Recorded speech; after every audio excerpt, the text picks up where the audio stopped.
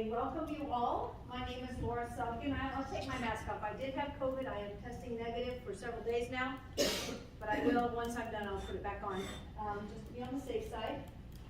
I feel like you probably don't need a microphone for me because I speak really loud. Again, my name is Laura Selkin. I am the co-president of the AAUW branch, who is the co-sponsor with this along with the Santa Maria Public Library, which provides the space, excuse me, and the press release and posters and all that good stuff they support us with. So, welcome.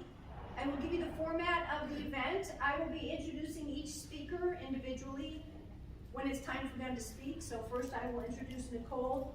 She will do her presentation. Then I will introduce Jenny, and she will do her presentation, and then I will introduce Marco, and he will do his presentation. Then we will do any follow-up presentation on in-home with Melissa, the person who I want to give lots of credit for. She's the one who organized this whole thing.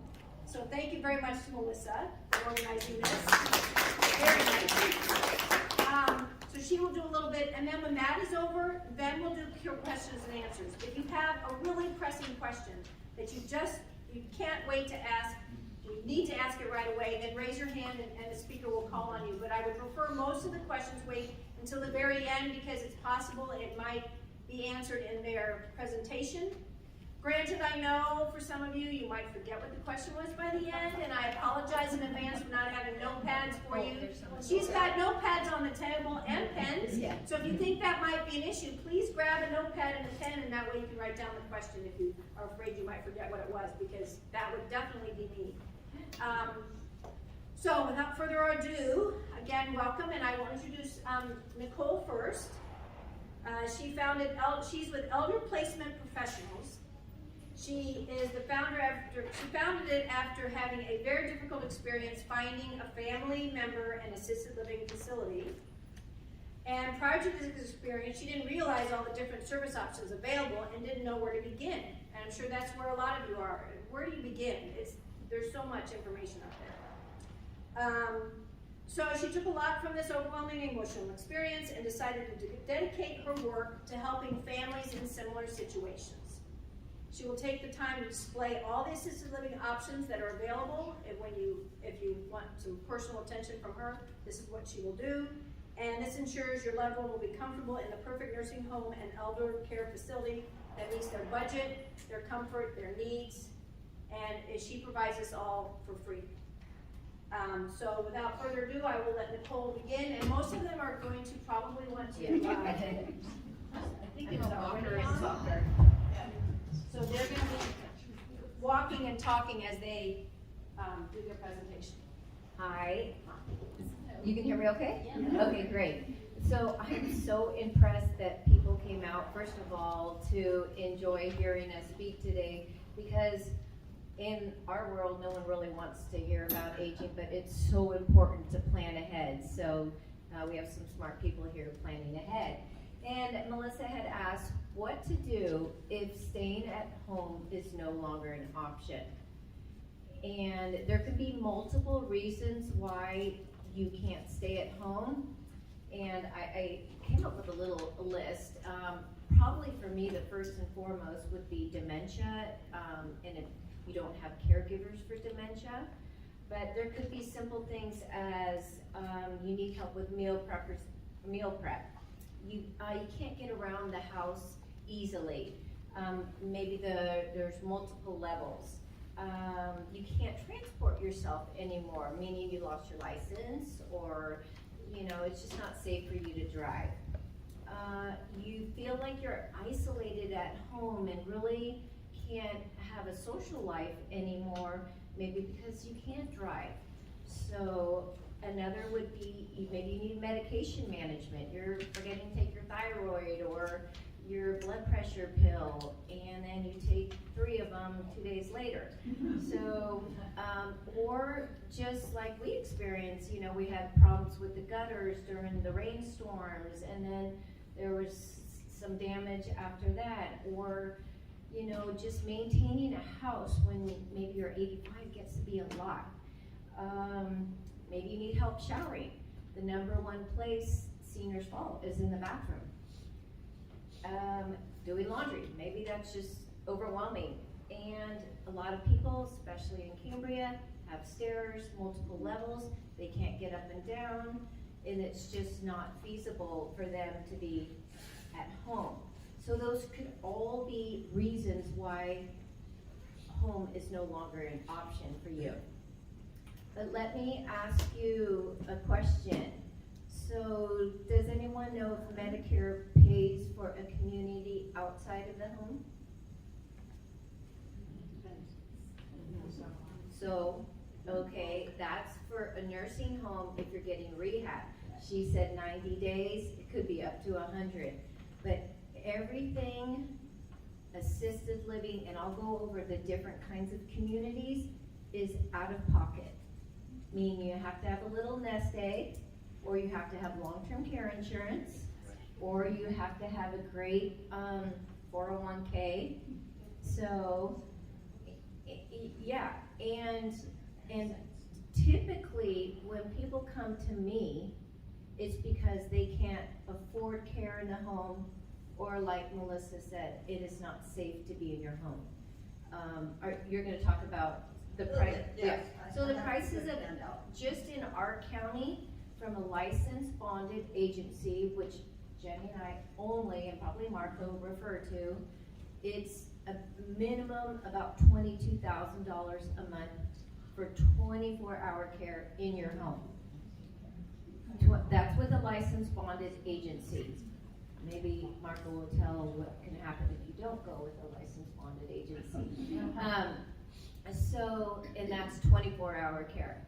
And a lot of times, you know, you can start with care in the home because that's nice to, maybe if your spouse taking care of someone, you have a little freedom to go play bridge, come to the library, go to your social groups. But then you will find when it's time to call a placement agency that it's just gotten to the point where you're paying maybe $12,000 a month for care. And then you realize you need 24-hour care. So getting back to that question, when is it not feasible to be at home?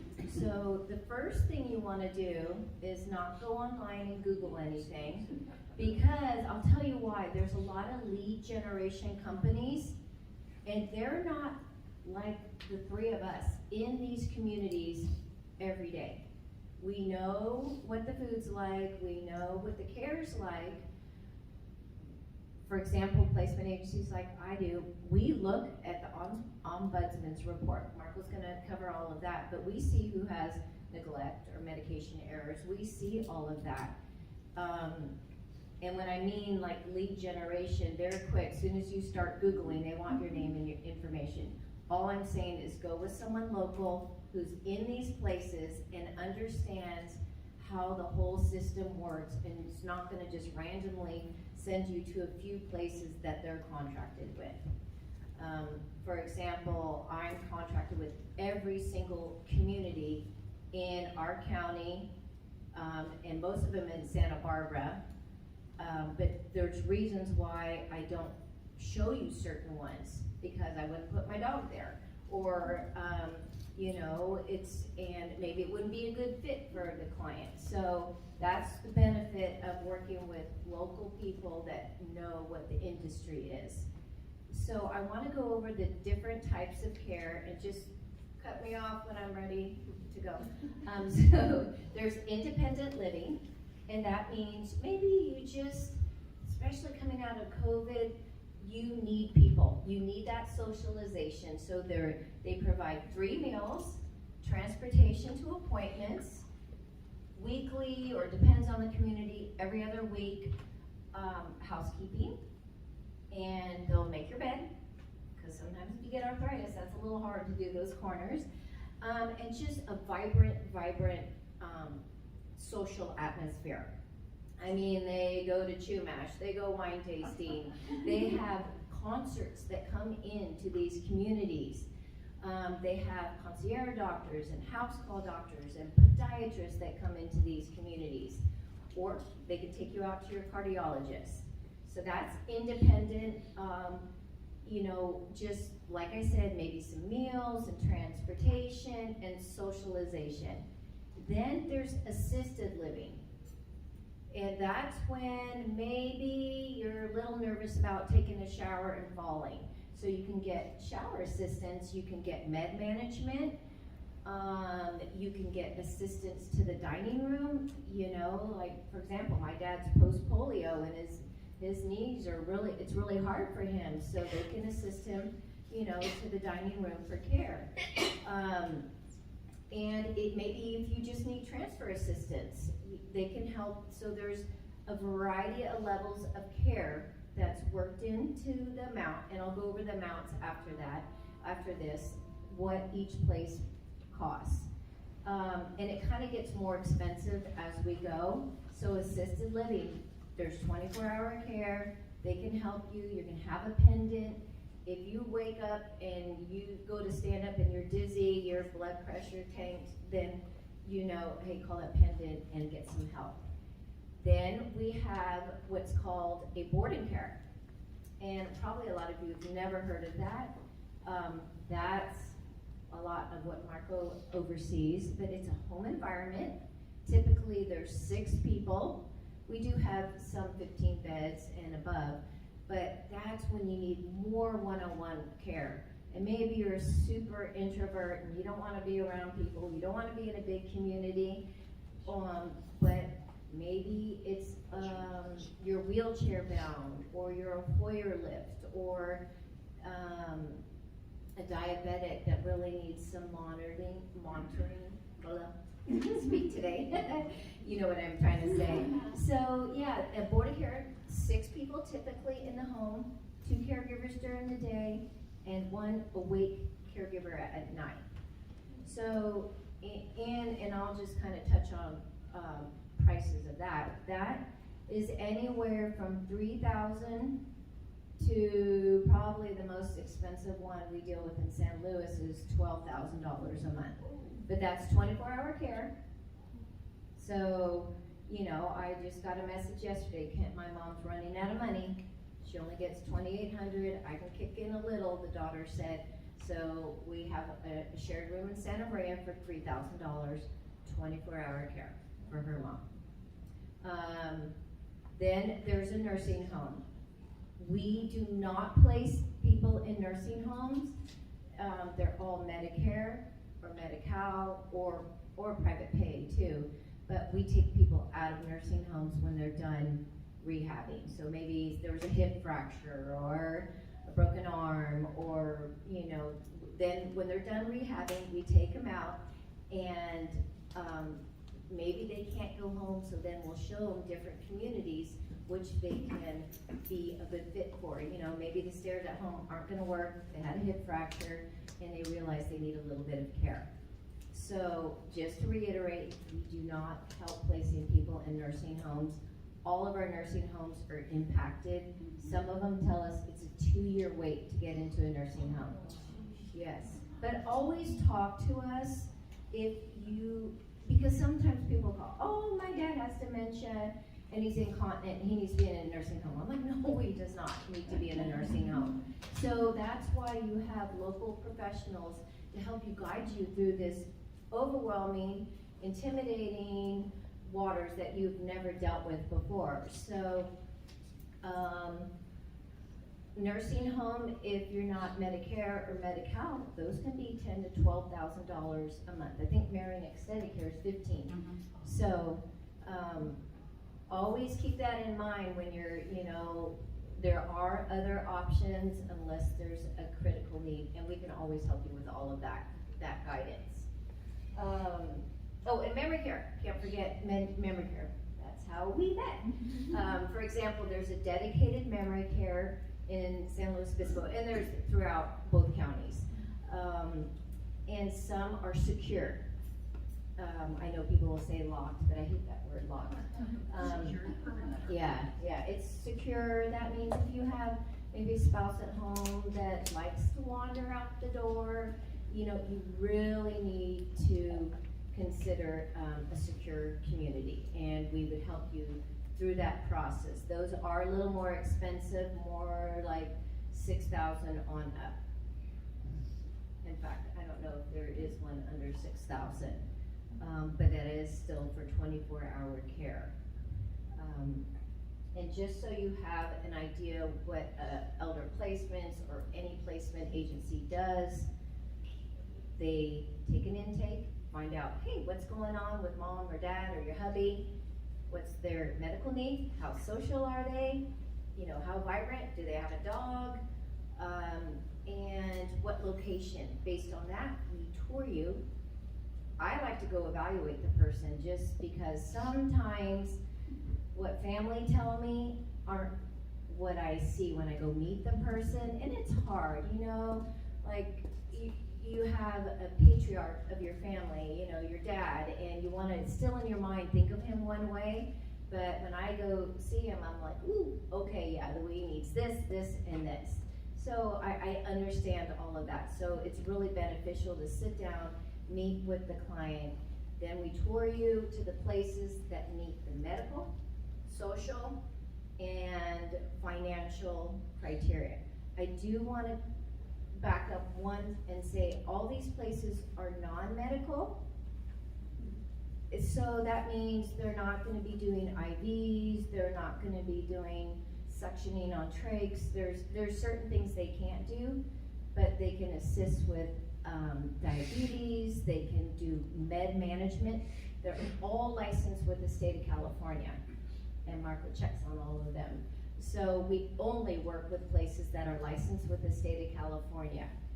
And lost my train of thought. Okay, so yes, we'll tour you to all those places that meet your needs. For us, our services are free because we work with all the communities. They depend on us, you know, like Merrill Gardens, to bring the right person to their community. If there's someone at very high level of care, meaning it takes, I have a client right now, he's 275 pounds. He's a 2-person transfer. You know, that it's really not appropriate, and he's pretty much bedridden to be in a big community like that. I know it would be fabulous because he has no dementia, but it's a lot of care. So we take that into consideration and we sit down and explain all those options to you. So assisted living, everyone give me an idea what you think that costs? Just a rough figure. Anyone throw it out for me? 6. Yeah, that's a good, reasonable amount of money. 6,000. Mm-hmm. Now you can get into a community for 3,800, but typically if you're going in, you may need a little bit of help, and that's when there's levels of care. I don't want to overwhelm you with too much information. We work with veterans to help explain to them there's benefits through aid and attendance. So mom or dad's a veteran, there's an additional income they could get once they need a level of care and meet the financial criteria. So how am I on time, Laura? Can I open it for some questions? Or well, we'll do questions at the end. All the way at the end? Okay. Yeah, so there are probably, 120 different places throughout our county, and we deal with Santa Barbara. Actually, we're nationwide, but there are boarded cares, there's assisted, independent, all these levels of care throughout our county that Now, can when really you say help. our county, you're talking about San Luis Obispo, correct? San Luis and Santa Barbara. Both counties? Yeah, Okay. yeah. I think, I'm not sure if you work in this county, but yeah. So we both work in both counties. Mm-hmm. So you can twist my arm to go to Santa Barbara. I'm happy to do that. And I just want to reiterate, so like for a diabetic, they can do diabetic meals, they can do low, fat, low sugar, ice creams, there's a lot with these communities. Some have pools, a lot of them have gyms, they have beauty salons. So I found prior to COVID, 90% of my clients say, I'm staying in my home, you can't drag me out like my grandma did. But once she got into a community, it was the happiest I have ever seen her. I mean, she needed people. She was kind of social like me, so she needed people. But, we all want to stay in our home most of us, probably except for me, because I need people too, but once they realize there's beautiful communities, it's not the convalescent hospitals of prior time. That's why you go out, you go get informed like you're doing today. There's lots of options out there, so that's what you're doing today, is informing yourself of what's available. But since COVID, I would say like 70% of people are like, that they, instead of staying home, they're like, but now it's dropped down to 70%. They found that they needed people, they need that socialization, and dementia increased. I don't even know what the new statistic is from the isolation that people experienced during COVID. So there's something to be said about the vibrancy of human interaction, even if it's just going to have meals. You know, even if you're like, I'm gonna stay in my room and watch sports, well, that's okay. If you go to meals, you still have that social interaction, engagement, and getting some exercise going down there. So probably write those questions down. Yeah, like I said, free service to help you through all this overwhelming. I'm gonna pass it on to you, and you can. Thank you very much. Sure. So that's the goal, and it's Pasden. Correct. I realized afterwards that I never said their last names. So the next one is Jenny Molinar. She is a geriatric care manager and consultant specializing in dementia and long-term care navigation. She has a background in memory care facility administration and a master's degree from the Davis School of Gerontology at the University of Southern California. Harnessing her personal and professional experience with dementia and seeking to return to hands-on guidance, she started her business, Guided Aging, in 2017. She offers the geriatric care management services and specializes in dementia communicative guidance and long-term care navigation for seniors and their families. She seeks to connect dementia-diagnosed individuals with their families by providing interpretive sessions and education. She's certified California Residential Care Facility for the elderly, an administrator as well as a professional member of Associate Geriatric Care Manager, and an Aging Life Care of the Aging Life Care Association. So anyway, she's She's amazing. she's got a lot of stuff, and she will also be speaking. So write those questions down for her as well. All right, I'm gonna try this without the microphone. Can everyone hear me? For now. All right, for now. Great, thank you. Let's put that down. Okay, thank you. There's just a high probability that I would somehow topple over with a board. My name is Jenny Molinar, and I am what is called a geriatric care manager. Is anyone familiar with that term? Yes. All right. So what we are professionals that have backgrounds in multiple areas of aging.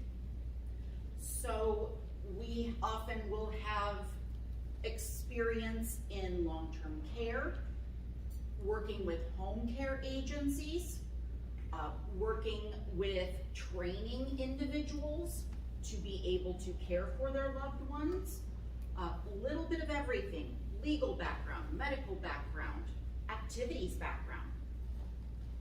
So I found myself in this very interesting position of knowing a lot of information about this aging process as I grew up with my grandparents in the house.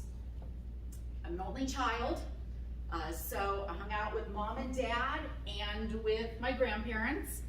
My grandmother had vascular dementia, and my grandfather had ALS. So I was one of those odd ducks that kind of, rather than going out and about in grammar school, hanging out with the kids all the time, I found myself hanging out with my grandfather, watching Donahue, eating baby food because his dentures didn't fit anymore. And that was like, hey, I embraced this. And my grandmother, man, I play an awesome gin rummy, okay? So, later, anyway. anyone. So at that time, I didn't know that I would land in a position of finding a profession, but I really look back on that experience of being hands-on at a very young age and it having a sense of normalcy that I found myself getting into this for a professional career. Landed in long-term care, memory care facility administration, so that's where I did meet Nicole. I wore many hats at a very large memory care community in San Luis. Then I ventured out, went back to school, totally responsible thing, you know, when you have a mortgage, let's just go back to school, right? But I just wanted to be able to help more than the fortunate few that could afford long-term care. And I then began my practice, as you know, mentioned in 2017. So ultimately, we are able, it's myself and I have an associate care manager with me, but we find ourselves working with families from start to finish. A lot of times we are called upon I don't even know where to begin. A family says, I don't know what's wrong with mom or dad or my husband or my wife. How do we even get this ball rolling? I don't even know what to ask. And so we come in as the coaches, as the team leader, and assess what the needs are. We talk about what the budget might be. We talk about kind of the hopes and dreams. Is your hope to stay at home? Is your hope to move out and live elsewhere? Sometimes that is someone's hope. We never know. So we look at all of the big picture. Who can we utilize as care team members? Is there family that wants to step up? And I don't say step up in a positive or negative way, but sometimes family really want to become a caregiver to their loved one. And we look at what we have to pull upon internally. And if we are able to keep someone safe at home, we definitely want to do that.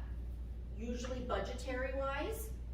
Also, this is where their comfort zone is. This is where their bubble is.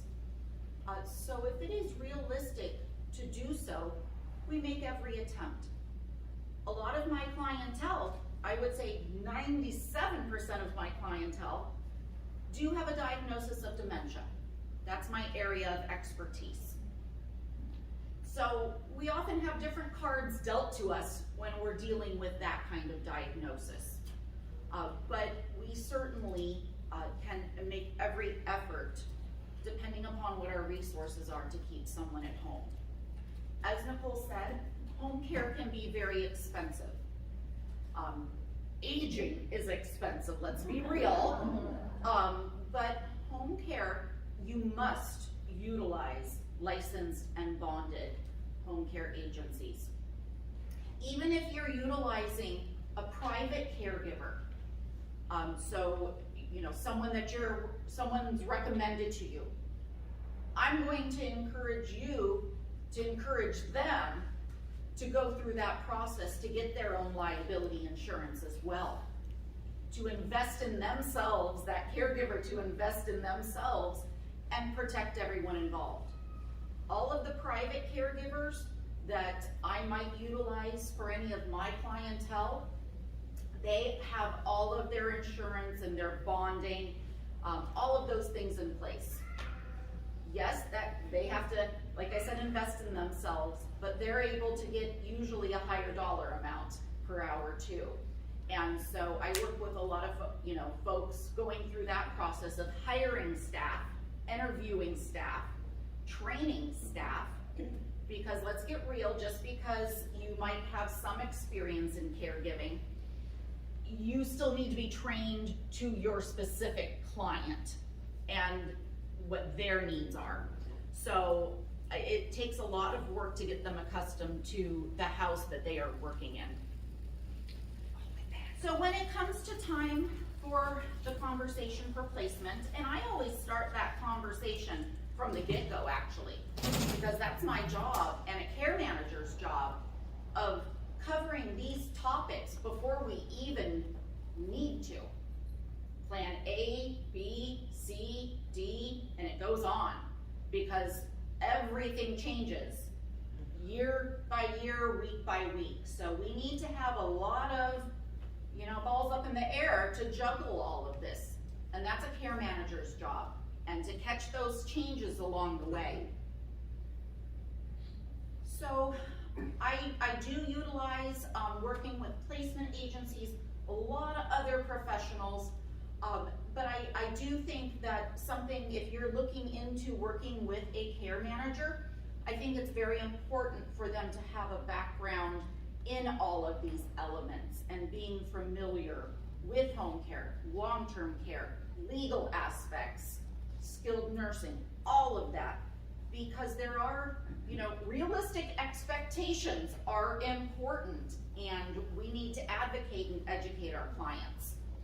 So it's a very delicate time where we don't need unnecessary surprises, because there's gonna be plenty of them anyway. We cover, care managers cover a little bit of everything. And I never want to, I know there's, I'd rather be really good at one thing than good at a lot of things. But truly, a care manager's job is to be good at a multitude of things related to aging. So I want to go in a little bit more into the dementia realm, since that is pretty much a whole nother language that I speak. That is where there are a lot of resources to families through the Alzheimer's Association. Has anyone utilized resources through the association before? Great. So I've been a volunteer with them for 17 years, and that is an entity that I really encourage families to look into. Those services are free or very, very, very low cost for education. And oftentimes, I still absolutely refer my clientele to take that education, because we further build upon it and we work in tandem with one another. So there are a lot of services that are offered to allow families to maintain their loved one at home as long as possible, with that education in conjunction with care management. So a little bit from a financial standpoint, care managers are private pay. So we are typically based hourly as needed, and every care management practice is a little bit different.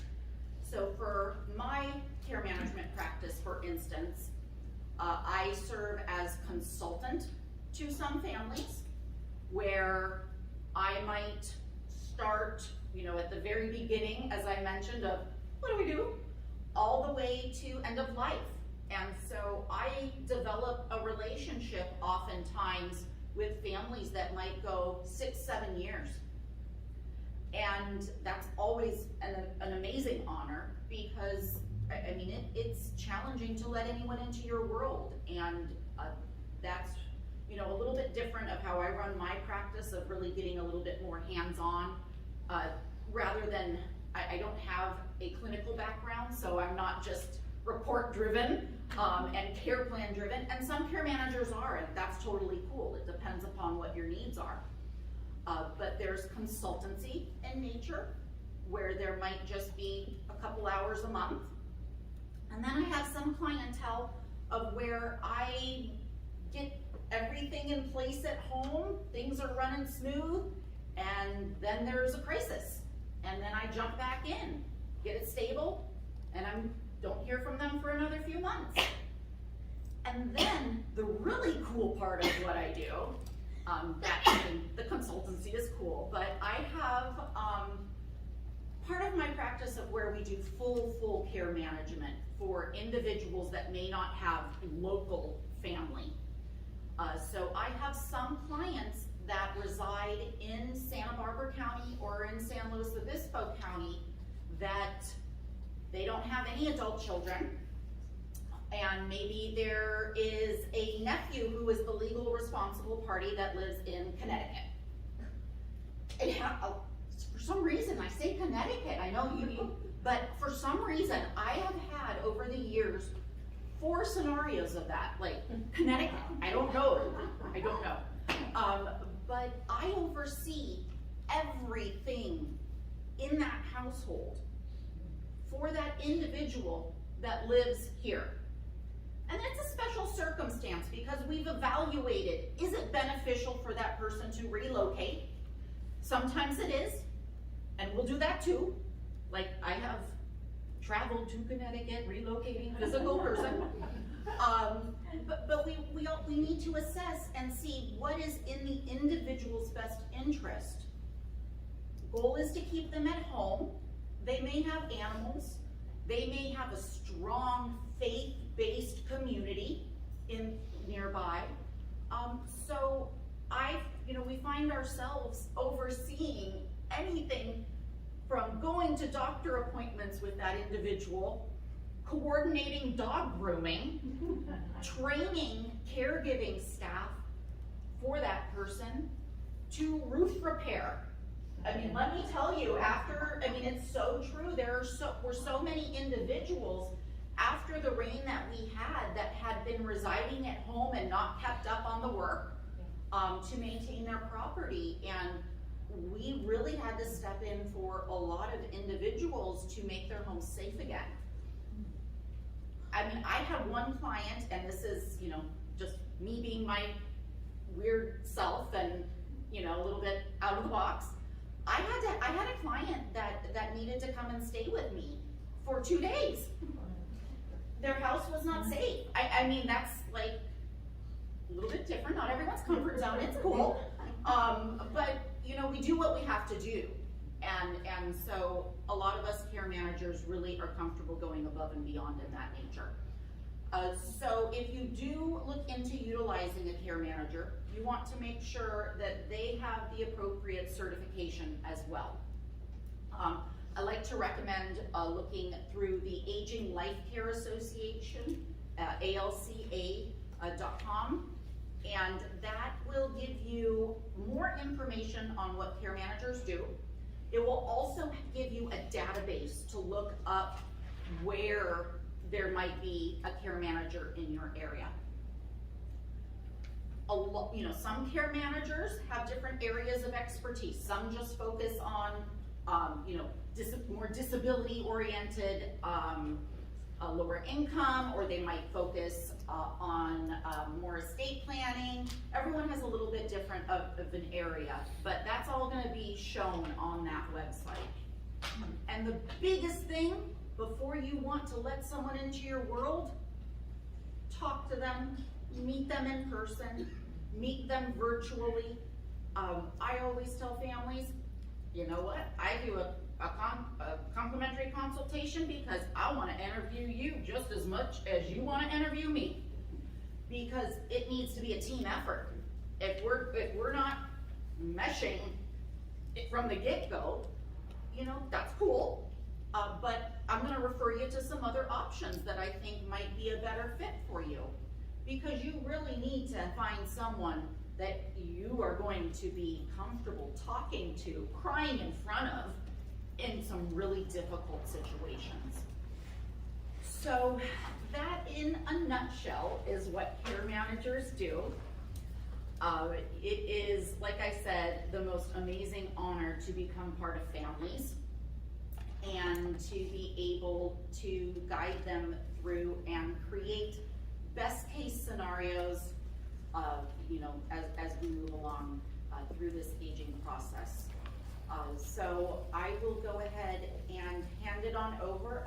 Marco's going to be able to give some really great information about the Ombudsman program. And I worked in San Luis Obispo County on the board of directors for them, so very familiar with their program too. But we have a great panel here today, and as Nicole said from the get-go, on a Saturday, how cool of you to come out and talk about this with us. So Honored to be here today. Thank you so much for your time, and I'm excited for Q&A session. That's the most fun. So, thank you very much. Okay. So next we have Marco Quintanar. And he's the supervisor of the and I'm gonna say right out, I'm gonna say it wrong, the Long-Term Care Ombudsman Program hosted by Family Service Agency. And he's supported by the Area Agency on Aging, which he brought some materials from them, and we also will be giving out some material from them, which is the Ombudsman also gets supported by the County of Santa Barbara and other funding sources. He's been the Ombudsman representative for about 10 years now, a little bit over. Before that, he worked for 15 years in nursing facilities, as a CNA, medical records technician, and admissions coordinator. He also worked 6 years as a senior case manager, helping seniors to obtain Medicare, Medi-Cal, and housing. He has a passion, as all these three people do, has a passion to help others, especially in the senior community. And it absolutely shows so far. In 2011, he received the Intergenerational Effort of the Year Award, and in 2016, he was the winner of the Our Heroes contest for Univision. He has been a volunteer in several organizations, including Santa Barbara Response Network, Listos, and the Latino Elder Outreach Network, also known as LEON, which is a group of volunteers whose main goal is to link the Latino and other senior communities to resources available to them. And as part of that organization, he helped develop the Dia de los Abuelos community event held in Santa Barbara each year. And I don't know if that goes on up here, but we need to have something like that up here. So, we were just saying, we need to have an event like that up here as well, very much so. So I'm interested in learning more about that at another time. But anyway, here is Marco to do his presentation. Okay, can you hear me? Yes. Okay, good afternoon, and thank you for the opportunity, Laura and Melissa, and thank you for sharing with you, and thank you to meet you, all of you.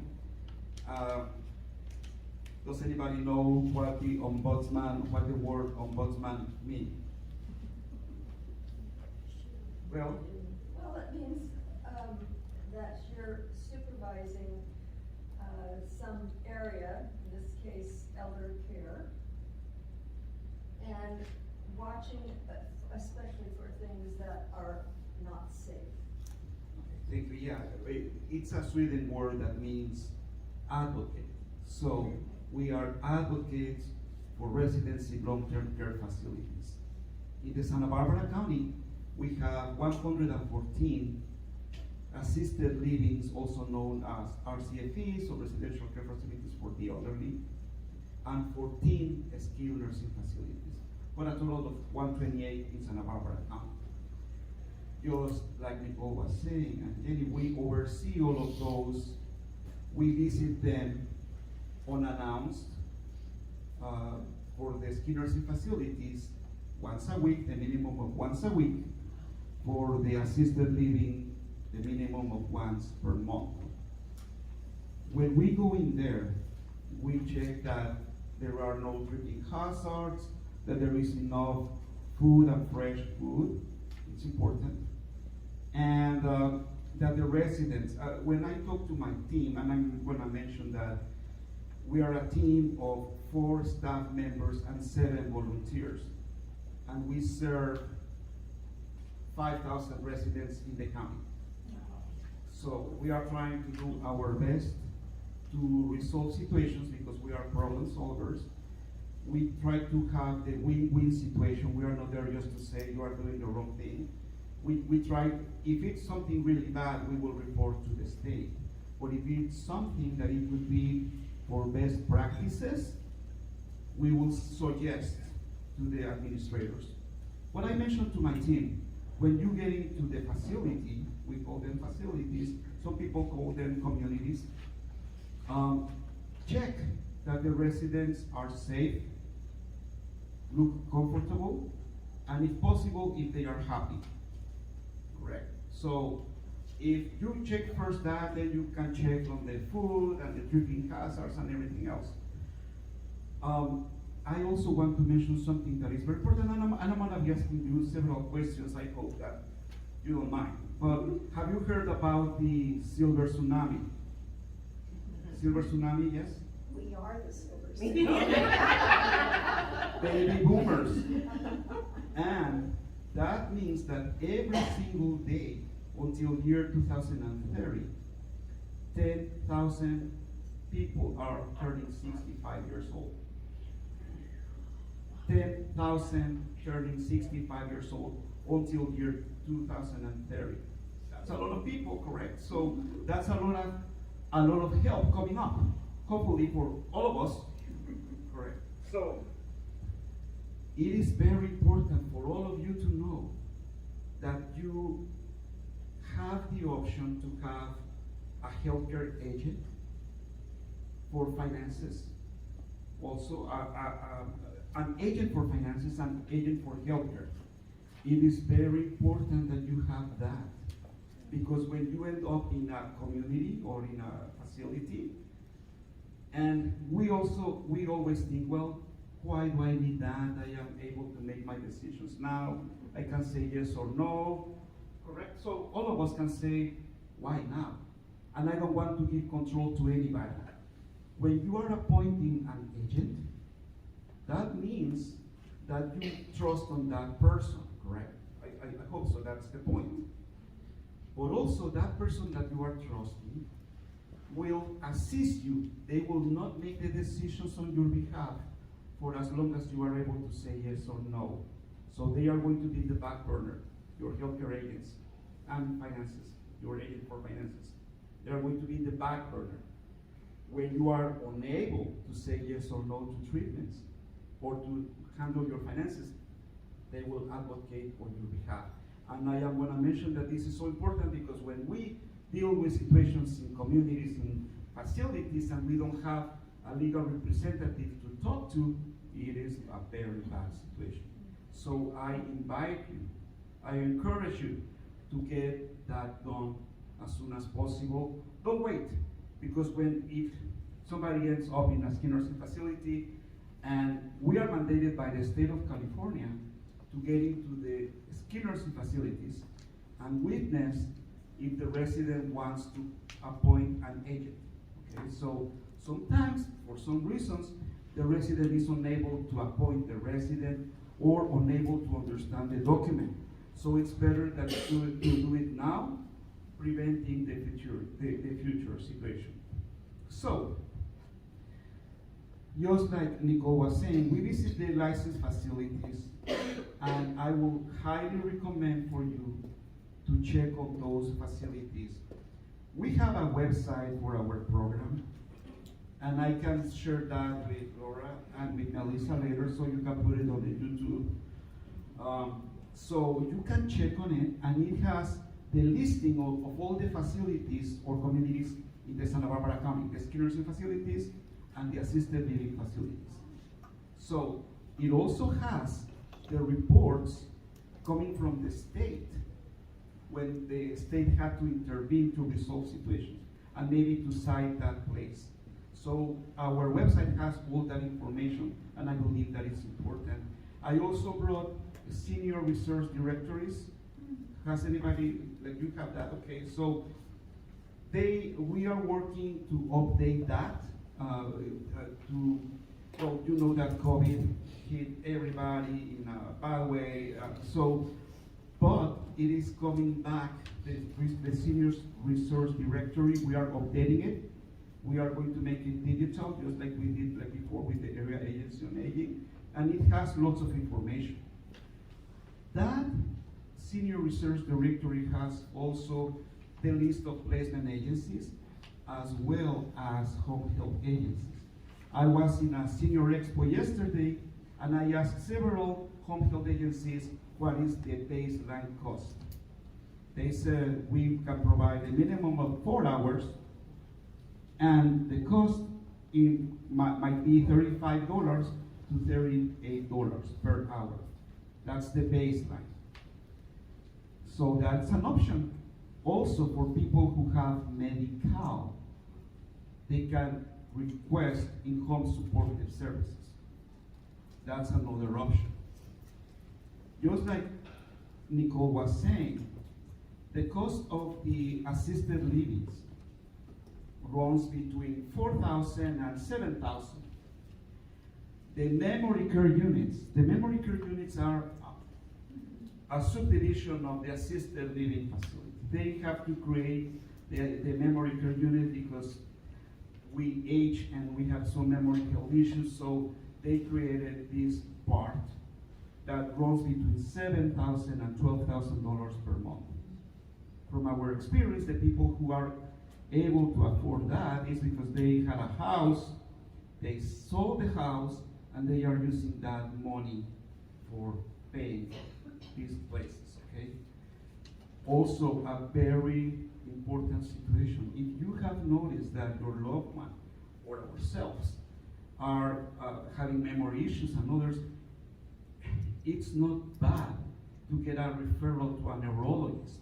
And I'm gonna tell you that it's so important because unfortunately, if we don't take action, when we end up in a community, we might have behaviors and other situations that are difficult for our own quality of life and care, correct? So it's important that you have that done. When I was working as a CNA, the population that we were dealing with at that point in time, they were only aging. And there was some dementia, Alzheimer's and others, but if they were diagnosed with that, they were living 4 or 5 years. Nowadays, we are living longer.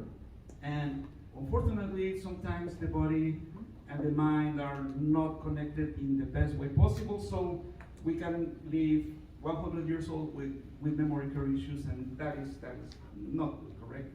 Our, well, we serve, like I said, like all the residents.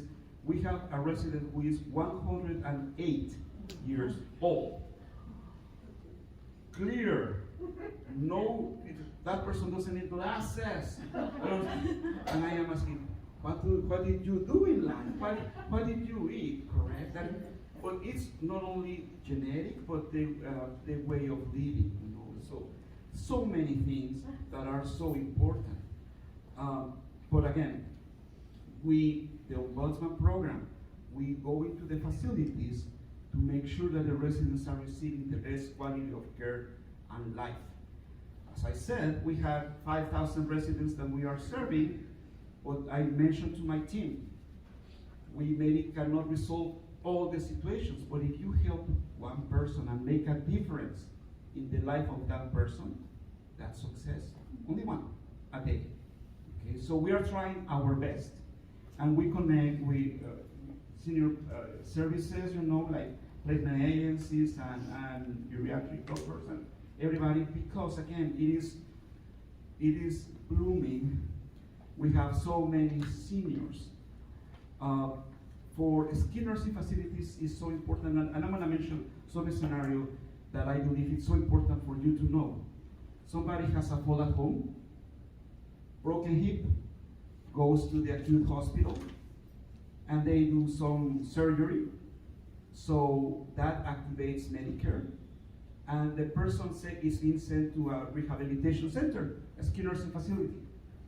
The coverage for Medicare will be up to 100 days. And please, 2 important things. Don't think that you are going to be covered the 100 days. And please, we respect doctors with all our hearts. But if the doctor says to you, you're going to be 3 months in that place, listen to the doctor, but also understand that maybe you recover in 2 weeks or 3 weeks or 1 month. Sometimes we are dealing with residents that they say, the doctor said 3 months, I have to stay 3 months. I said, no, sorry.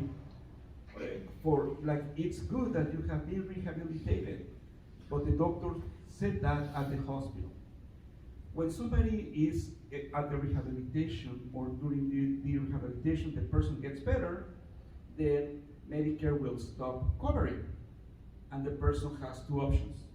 If the house is not ready for some reason, they can become private pay, that is around $500 per day. But that means that when Medicare ends, that doesn't mean that you are out of this place. Bye. No. That means that the funding source is stopping Medicare. So if you cannot go home at that time, you can still be paying private pay for 2 days, 3 days, or whatever is needed. Sometimes people have to stay long term, and that is the long-term medical wing of the skilled nursing facility. The person has to meet the criteria to stay there. Please remember this. They have to meet the criteria to stay there. Why? Because it's not only that somebody wants to be in a skilled nursing facility, is that unless the person wants to pay privately, that it runs, the baseline is $7,000 up to $15,000 per month. So I want to be in a skilled nursing facility, and there is a waiting list. It's not easy. So the best way to go is through the fall at home, acute hospital, rehabilitation, and maybe the long term. But why I am telling you this? Because to meet the criteria to stay in a long-term care facility will cover the individual for being covered and funded by Medi-Cal.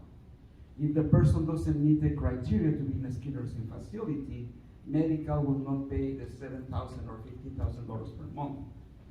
It is important that you remember that. It's not only I am on Medi-Cal, so I'm covered. No, you have to meet the criteria to stay here. So, because we know that we are all aging, there are also some facilities that they say, I know that the licensed facility charges $6,000, I'll charge you $2,000. But they don't have a license. When they are providing care, and care means I will help you wear your medication, I will assist you to getting dressed or showers, whatever, that's when they have to be licensed.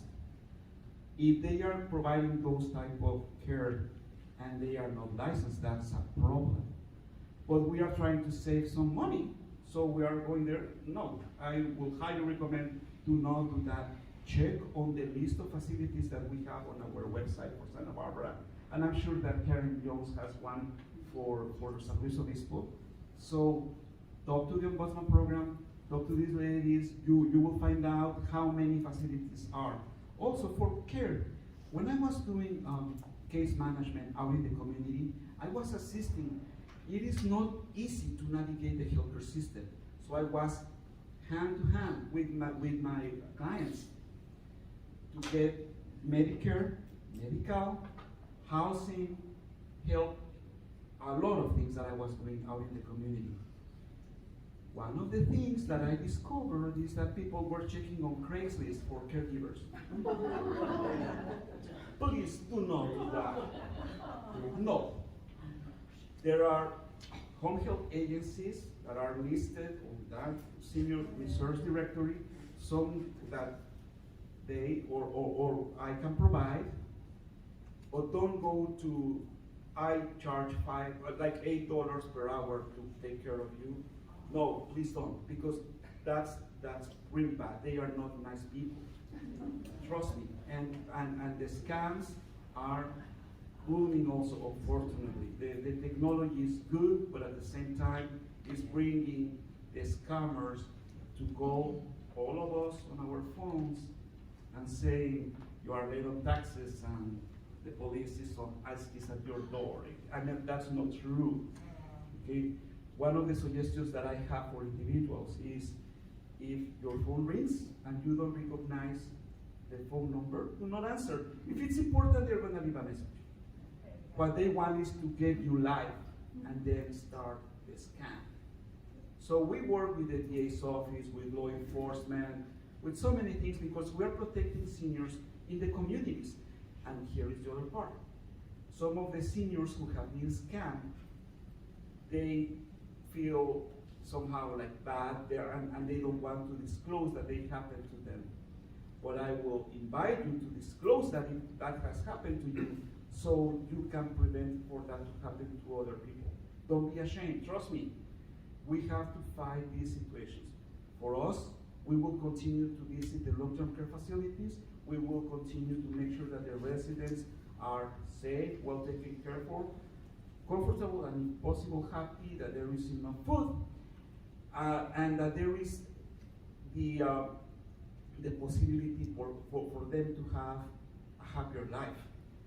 In my 35 years of experience working close to the healthcare system, and with all due respect, I haven't met one person who has told me, Marco, I want to be 80 years old, have Alzheimer's, and live in an institution. Not yet, because there is no place like home.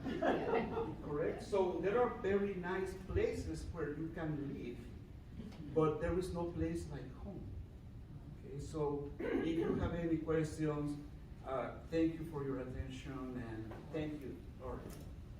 Thank you.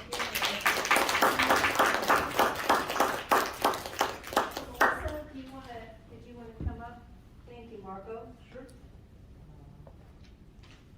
So, Melissa will come up. We do have some handouts, on in-home care. It is about 12 pages long. Some are in color, some are not, because we printed some and we picked some up, but. So she's going to hand out any of those that anybody who would like one. I do have it in a PDF format, so if you would, especially branch members, if you would, let the non-branch members have the copies, that would help, and then I can email everybody, anybody who wants one, I can email you the PDF. You can also get the copy of it at the area agency office, on South Broadway. They have, that's where we got them from. That's who emailed it to us, and that's who printed a few of them for us. So you're welcome to get them there, or, I will, as I said, I will email you them, but I will let her talk about them first. Thank you. Thank you, Laura, and thank you all the panel members. This has been just wonderful. You've overlapped a little bit, but I felt like you haven't missed anything. We're hoping to have a panel member who specifically can talk about in-home care. Melissa, talk into the microphone. Or is it on? Is it on? Yeah. Be careful of the wire. Yes? Yeah, there you go. I think There you that's go. it. Oh, I didn't have it on. Okay, Oh, is that sorry. helping? Yeah. Better? You turned it on. All right. Then. I'm not any expert on this, and I'm not going to give you a speech, but I just wanted to introduce this handout, which is down at our area aging, also called Senior Connection. And it's called Hiring in-Home Help. And as we just heard, and we all know, that's people's first choice until it works out that it's not possible. So in this handout, they first talk about personality, which is kind of, and preferences, and how this influences your choices. It lists some low-income resources, private agency or individual providers, so those are different classifications of providers. And then hiring an independent provider, and things about legal and financial, how to find them, how to interview, and how to do, how important it is to do background checks, and checking the references. It talks about safety, which we've heard a lot about from these people, especially Marco. Supervising the caregiver, sample application, and a sample contract. So they actually in the back there have a couple of pages of what you're going to have to fill out. And then a checklist for the end. So anyway, it's a large handout, and that's just a thumbnail version of what's in here, which is a lot of important information. So I guess we could hand it out now. I have 15, I don't know how many we have here today, but we can always make more copies. And you can always go down to the, I'm just gonna skip. Do you want one? the area aging. area agency, that's the word I have. Area agency on Okay. and they will give you 3 copies. So, thank you very much, your attention has been, I see you were all riveted to speakers, and we thank all of them. And let's give them a big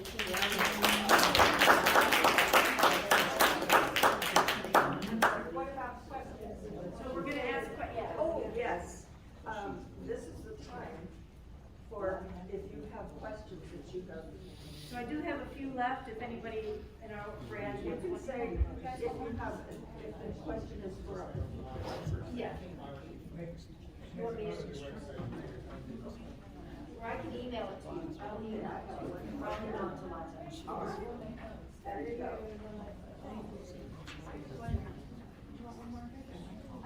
Anybody who didn't get one that's in our branch, just let me know and I'll email it to you, no problem. Okay. My question is, do we have a contact number for each of us 3 hours? Yeah, they have, all 3 have business cards up at the table, there, so there is some brochures and notepads and business cards at the table. So please grab whatever you need. Also, if you want anything, again, if you want anything, sent to you by email, put your email on the peach page all the way over close to the wall, and I'll email you, whatever you might need. So, questions? Okay, if I decide I wanna go live in Merrill Gardens, would you suggest that, like I contact you and look at other facilities also before I make that decision? Absolutely. Absolutely, because, you know, there may be price constraints, or maybe you wanna bring your dog, or you just wanna see maybe a smaller community. It's always good to rule out the other places, and so be it. Merrill Gardens, absolutely gorgeous, and it offers a ton. You know, but at least you can rule out all the other options, so you're well informed. Yeah. Another question. I'm just gonna go ahead and I'll just repeat whatever they say. Good. About 40 years ago, my mother had a geriatric doctor that was at Sunset Clinic. Are there any geriatric doctors in this area? We have a few in San Luis, and like a licensed certified geriatrician, is that what you're asking? Yes. Yeah, cause my brother is actually one, but he's up in Napa, so that's not gonna help you. But, how about Marco for a licensed geriatrician? I think we only have one, in San Luis Obispo, but there's some that have been in the industry for 27 years, and especially that we're probably used to, that's all they take care of, our seniors. So it's kind of through the school of hard knocks, but that they know what to do when, you know, UTIs and multiple situations are coming up. And how would you go about finding someone like that? You can contact us and we can help you with that. Yeah, absolutely. I'm not gonna. So unfortunately, as many of us know, we live in an area where we might not attract a lot of younger physicians or, you know, specialized physicians. It's a beautiful place we live, but it's expensive to live here.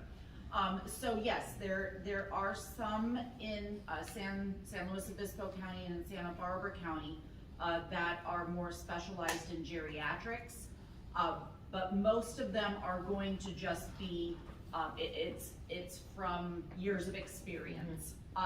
So it's always best to get referrals from your friends, word of mouth, reach out to other professionals. We also face extensive wait lists to get into practices if they're even accepting new patients. So unfortunately, we don't have a lot of geriatric only, geriatrician, geriatric psychiatrist, the geriatric needs that our population have in this area, it's not always met.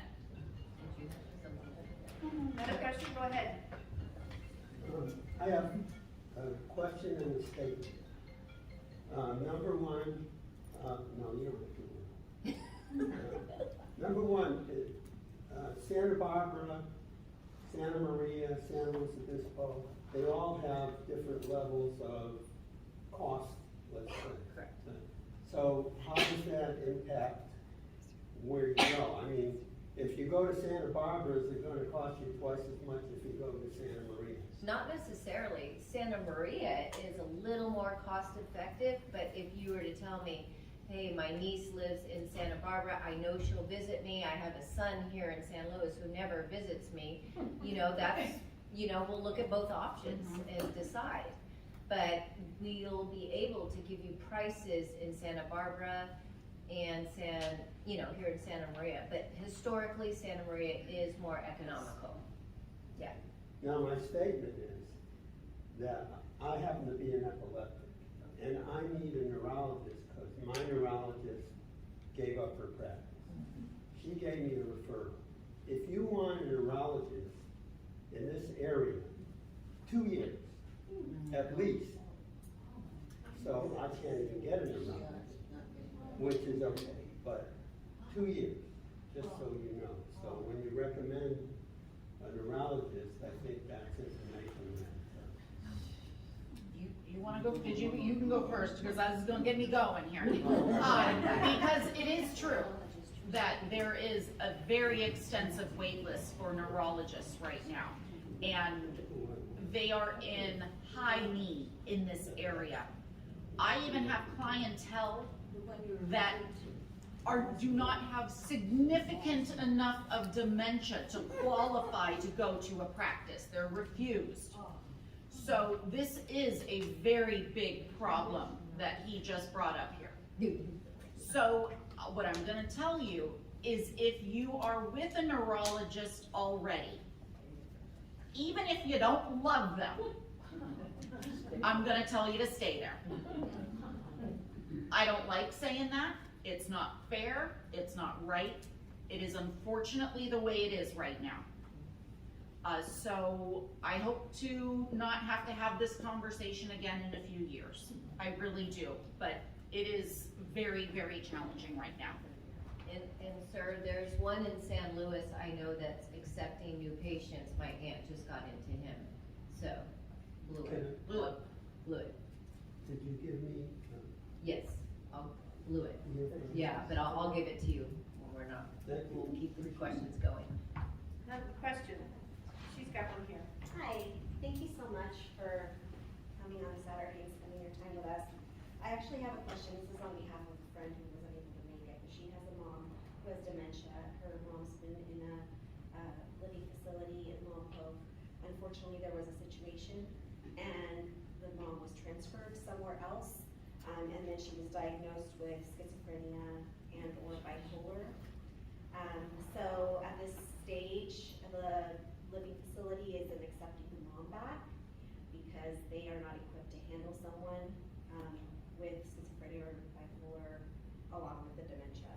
So if the mom were to want to stay in this area, or because there's another daughter here, what are the options? And I'm definitely going to give my friend all of your information, so. I know I just placed a younger lady, she's only 68 with schizophrenia, so they have to, it's tricky on the physician's report because they aren't equipped to handle mental illness, but if dementia is in that component, which for my client it was, so it's just a case-by-case scenario, and for us it's knowing all the different communities that, I mean, we have a couple psych nurses that have communities that they work at a Atascadero psych hospital, and so they were able to accept my client and handle her behaviors. And So then- yeah, don't tell her not to give up hope. Okay, Yeah. so, Okay. and her other question was, should her mom go to a nursing home instead of a living care facility? It's gonna be hard to get in one of those. Yeah. Yeah, one of the things that, to meet the criteria to be in a skilled nursing facility, it is not only having a mental health issue, it's what they call the activities of daily living, or ADLs. So if the person requires a lot of help to get up or transfer from the bed to the wheelchair, to take a shower, to eat, it's a lot of criteria.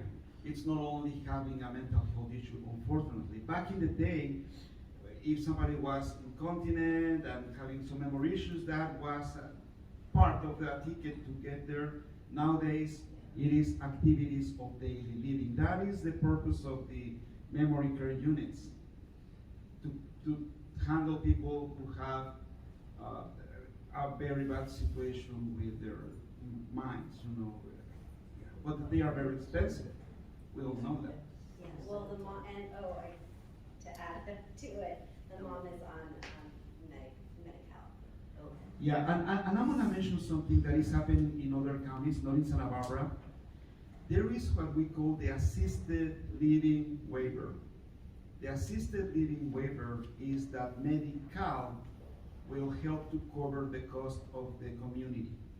Not in Santa Barbara County though. There are like 10 or 20 other counties where they, Ventura, I think. yes, and like Ventura offers that. But also remember, there is a waiting list for that.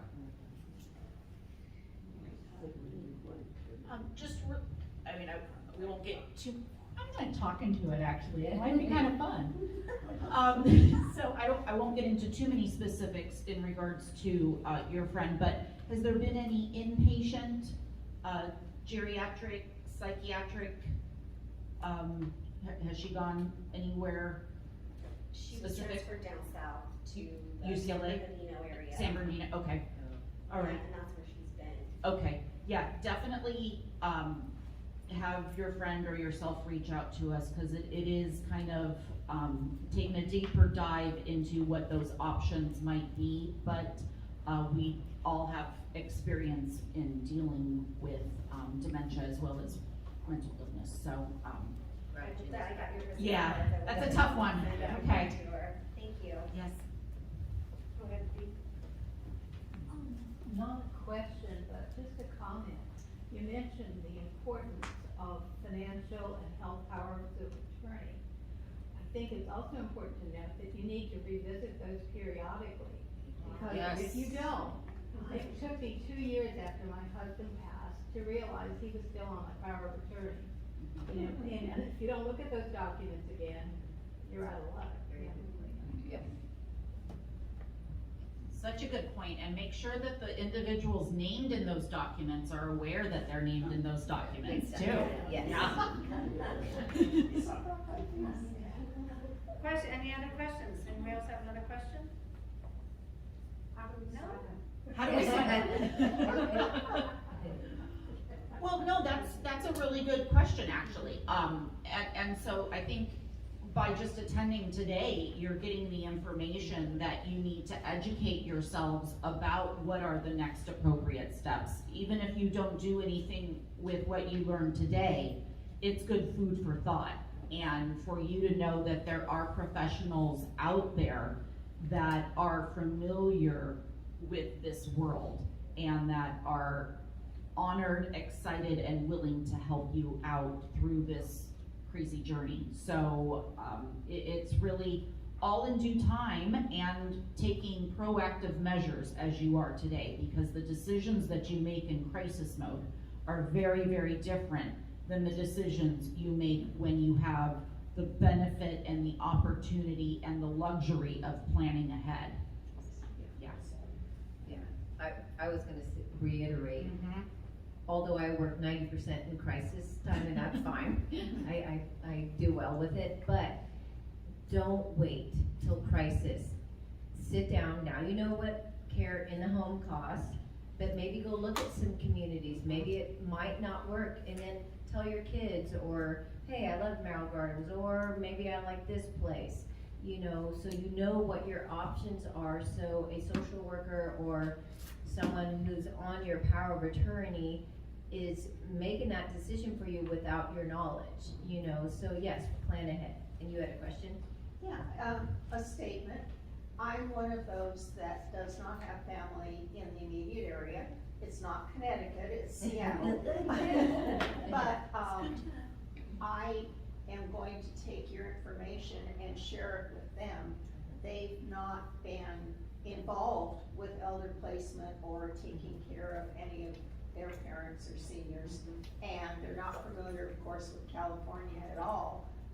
So I think that having your information as resource for that will benefit me in the long run. It will. Yeah. And sometimes people wanna go where the power of attorney is, so if you're moving out of, maybe it's your niece over there who's the power of attorney, maybe you want to be by her because it's hard to work Yeah. from afar, and that's why she's a godsend, you know, to families.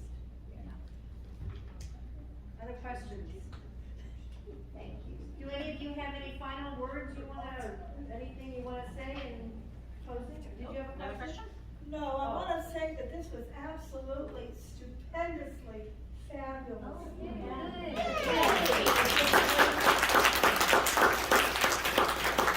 Thank you. Okay, do you have any closing words you'd like to say, and then I know I said it once in my talk, but you made me think of it. We are nationwide. There's a nurse alley in Seattle, for example. We're in Prescott. We're all over. So, you know, if you get in a bind at any point and want to move out of California, which seems to be a mass exodus right now, but we can help throughout the nation. And that's important because just as in your situation of where your family or distant relative, et cetera, is in Seattle, there's pros and cons to staying in place or relocating, and so. They'll be the ones relocating. Right. Don't wanna cut that. Yes. That's why they need to know your information. Yes. But yeah, it's you know, it's based upon so many different factors, but I think if nothing else, if you don't take anything else away, it's being proactive. It is, and you can't be proactive enough, especially with those legal documents that Marco was referring to. We all should have our advanced directives, all of our legal documents in place, no matter what age we are. So that is something that I just the planning component. Think of plan A through Z, because what you might have envisioned right now in your head of what it's gonna look like in 5 years, 10 years, 15 years, there's going to be things that may happen between those times that will affect what your vision is. COVID, right? That's a perfect example of that. And so just starting the conversation is important, and it also reduces fear. And I realize that we're not all speaking about something comfortable here today. So whatever we can do to normalize this conversation is key. Thank you. If someone wanted to make an appointment with you, could they just, where would they call? You could, all of our contact info is right down there. You can call, email, text, whatever you'd like to do. One thing that I want to add is that when we visit residents, we inform them what we do, that we are their advocates, that if there are, that how things are going there. But we also ask them, do you know that you have rights?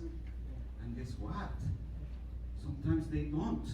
And I'm gonna tell you that getting into a community or in a facility, that doesn't take your rights away. On the contrary, you have a lot of rights. Please never forget that, and spread the word that anybody who is in a community has rights, and that they can call to the Ombudsman program. How to reach the Ombudsman program when somebody is in a skilled nursing facility or in an assisted living. When we visit, we make sure that our poster is at the entrance of the place. We are not the poster child, but we say, we are on the poster, our information is there. If you need help, please let us know. The other thing is that for having a healthcare agent or an agent for finances, the healthcare agent not necessarily has to be family, could be a very good friend. Please remember that also, because sometimes, and we all know, family conflict. Has anybody heard about that? Okay, family conflict. So if you have a good friend that you trust, that person can be your agent for healthcare. For finances, you can hire a fiduciary. The advantage of hiring a fiduciary, although it's money, also it costs, but you can hire and you can fire. So you can say, I need for you to help me with this. If they don't work the way that you want to, then you get another one. Right? So please do not think that it's only family. There are other people who can help you. You have rights. You can find our information on the poster, in all the facilities, the senior research directory. Maybe you have watched on KUYT, the TV ad where Mike Lou is asking to be a volunteer. He has been with our program, Mike Lou, for 11 years. He has donated more than $10,000 hours of volunteer hours. And he is our poster child. Lots of people are calling our office saying, oh, I saw your advertisement and I want to become a volunteer. So, and thank you for being proactive, just like this lady said. Thank you for being proactive, because this is the first step in getting quality of care and quality of life for the near future. Thank you.